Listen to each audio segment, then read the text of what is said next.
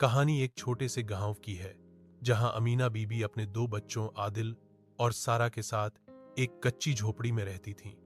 पति का कई साल पहले इंतकाल हो गया था और अमीना बीबी लोगों के घरों में काम करके अब बच्चों को पढ़ा रही थीं। आदिल बचपन से ही होशियार था।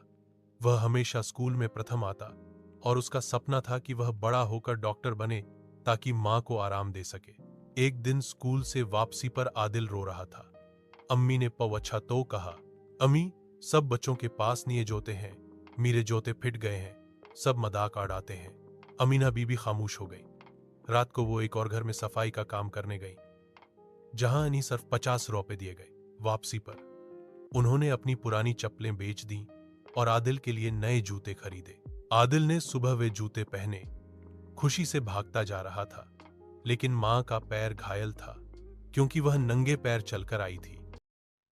साल गुजरते गए।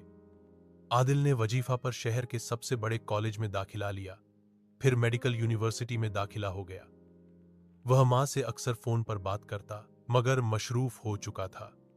मां को फख्र था, लेकिन दिल में तन्हाई का सज यह बढ़ रहा था। सारा शादी के बाद दूसरे शहर चली गई और अमीना बीबी तन्हा रह गई। आदिल अब डॉक्टर बन चुका था और एक मशहूर अस्पताल में मुलामत कर रहा था। एक दिन अस्पताल में एक बूढ़ी औरत को लाया गया, या जिसे सांस लेने में दुश्वारी थी। आदिल ने फाइल देखी और आंखें भर आईं। मरीज का नाम अमीना बीबी था। आदिल भाग कर आया, मां के हाथ पकड़े और कहा, अम्मी, मैं आ गया, आप ठीक हो जाएंगी। अमीना बीबी ने कमजोर मुस्कुराहट से कहा, बेटा, मैं तो हमेशा से ठीक थी, बस तुम्हें तुम्हारी मंजिल तक पहुंचते देखना चाहती थी। अमीना बीबी ने कहा, बेटा, मेरे बक्सों में पुराने जूते पड़े हैं जो तुम्हारे लिए खरीदे थे, उन्हें संभाल कर रखना, क्योंकि वे सिर्फ जूते नहीं, एक मां की कहरुबानी की याद है। उसी रात अमीना बीबी अल्लाह को प्यारी हुई, री हो गई। इस कहानी से हमें यह सबक मिलता है कि मां की मोहब्बत बेगर्ज होती है। जो कुर्बानी वो देती है वो दुनिया की किसी दौलत से ज्यादा कीमती होती है।